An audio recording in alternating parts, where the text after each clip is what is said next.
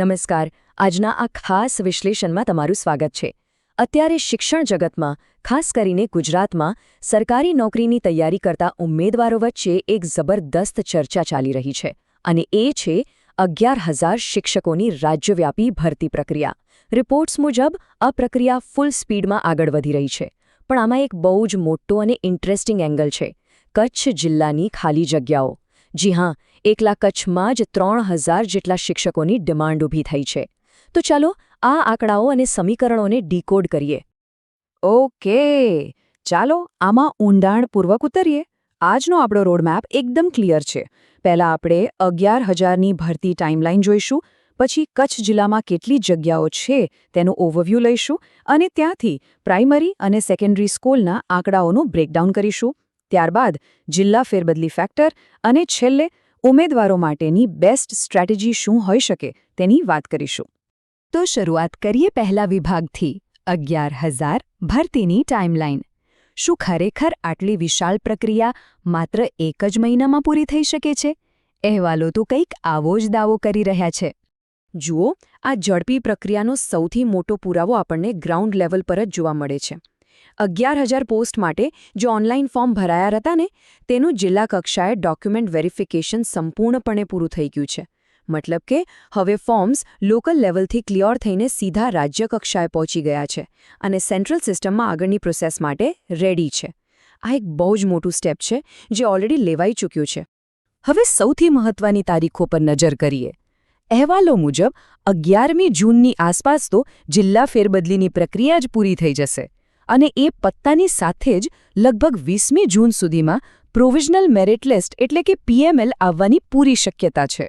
પણ અસલ ઉત્સુકતા તો જુલાઈ મહિનાની શરૂઆત માટે છે, કારણ કે ત્યારે જ ફાઇનલ મેરિટ લિસ્ટ આવશે અને સૌથી નિર્ણાયક એવો જિલ્લા પસંદગીનો તબક્કો શરૂ થશે. એટલે કે હવે ગમે ત્યારે મોટા અપડેટ્સ આવી શકે છે. ચાલો આગળ વધીએ અને જોઈએ કે આ પરિસ્થિતિ કેવી રીતે આકાર લે છે, ખાસ કરીને કચ્છ જિલ્લામાં. આપણે રાજ્ય કક્ષાથી સીધા કચ્છ પર ફોકસ શિફ્ટ કરીએ, જ્યાં ખાલી જગ્યાઓનું ચિત્ર ઘણું રસપ્રદ છે. આ પરિસ્થિતિને સમજવા માટે આપણે સીધા ઓફિશિયલ આંકડાઓ જ જોઈએ. અખબારી અહેવાલોમાં કચ્છ જિલ્લા પ્રાથમિક શિક્ષણ અધિકારી શ્રી સંજયભાઈ પરમારનું એક બહુ સ્પષ્ટ નિવેદન છે. તેમના જણાવ્યા મુજબ કચ્છમાં ધોરણ 1થી 5માં 1939 શિક્ષકોની ઘટ છે અને ધોરણ 6થી 8માં 360 શિક્ષકોની જરૂરિયાત છે. આ કોઈ અંદાજ નથી મિત્રો, આ એકદમ સત્તાવાર ડેટા છે જે બતાવે છે કે ત્યાં ખરેખર શિક્ષકોની કેટલી મોટી જરૂર છે. અને જો આપણે આખા ચિત્રને જોઈએ ને, તો કચ્છમાં ખાલી જગ્યાઓનો આંકડો સીધો 3,000ની આસપાસ પહોંચી જાય છે. લિટરલી 3,000. આ કોઈ નાનો આંકડો નથી. પણ અહીં એક લોજિક સમજવા જેવું છે. કચ્છની આ 3,000 જગ્યાઓ ભરવા માટે રાજ્ય સરકારે પહેલા પેલી 11,000 શિક્ષકોની મુખ્ય ભરતી પ્રક્રિયા પૂરી કરવી જ પડશે. એ પ્રક્રિયા પૂરી થશે, એના મેરિટ લિસ્ટ બનશે, પછી જ તેમાંથી ઉમેદવારોને કચ્છ ફાળવી શકાશે. તો હવે આપણે ત્રીજા વિભાગ તરફ આગળ વધીએ: પ્રાથમિક શાળાના આંકડાઓનું બ્રેકડાઉન. ચાલો જોઈએ કે આ હજારો શિક્ષકોની એક્ઝેક્ટ જરૂરિયાત પ્રાઇમરી લેવલ પર ક્યાં છે. અને આ ખૂબ જ સુંદર રીતે દર્શાવે છે કે અસલ માંગ ક્યાં છુપાયેલી છે.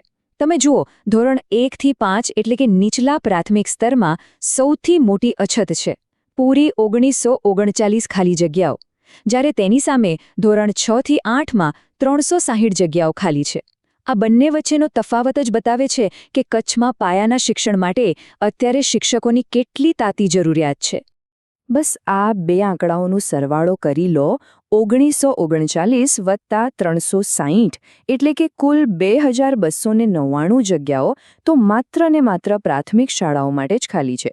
ઓફિશિયલ નિવેદનોમાંથી આવતું આ ગણિત એકદમ ક્લિયર કટ છે. પ્રાથમિક શિક્ષક બનવાનું સપનું જોતા ઉમેદવારો માટે કચ્છ ખરેખર એક બહુ મોટું સેન્ટર સાબિત થવાનું છે. હવે વાત કરીએ વિભાગ 4ની: માધ્યમિક શાળાના આંકડાઓનું બ્રેકડાઉન. TAT અને TAT-S પાસ ઉમેદવારો માટે કચ્છમાં કેવો માહોલ છે તે સમજવાનો પ્રયાસ કરીએ. રિપોર્ટ્સ મુજબ માધ્યમિક વિભાગમાં ખાલી પડેલી જગ્યાઓનો કુલ આંકડો 310 નોંધાયો છે.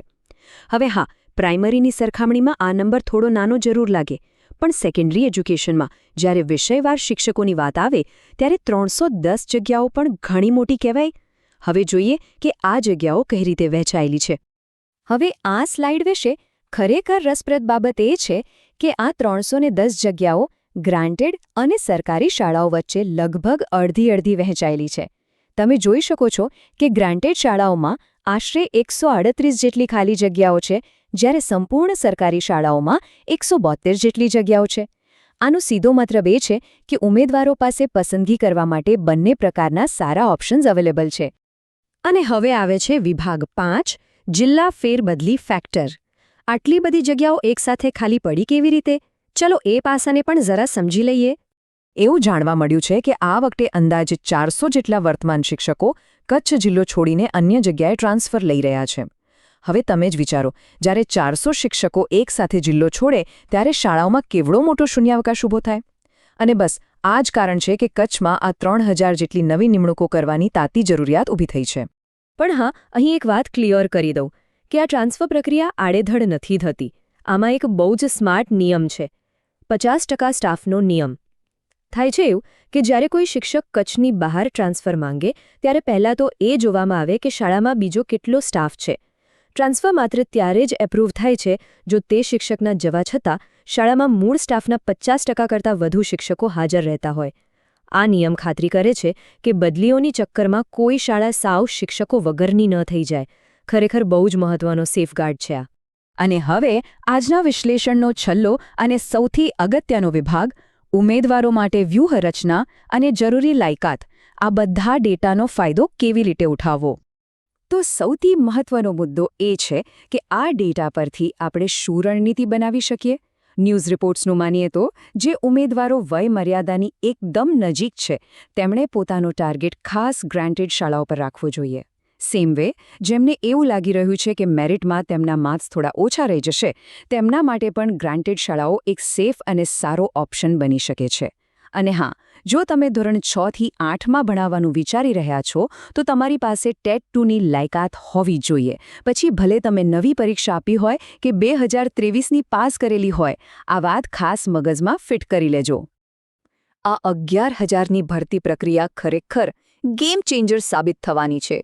જરા કલ્પના કરો, જ્યારે આ આખી પ્રક્રિયા પૂરી થશે અને કચ્છ જેવા ભૌગોલિક રીતે વિશાળ જિલ્લામાં 3000 નવા અને ઉત્સાહી શિક્ષકો ક્લાસરૂમમાં પહોંચશે તો તે કચ્છના શૈક્ષણિક માળખાને કેવી રીતે નવો આકાર આપશે?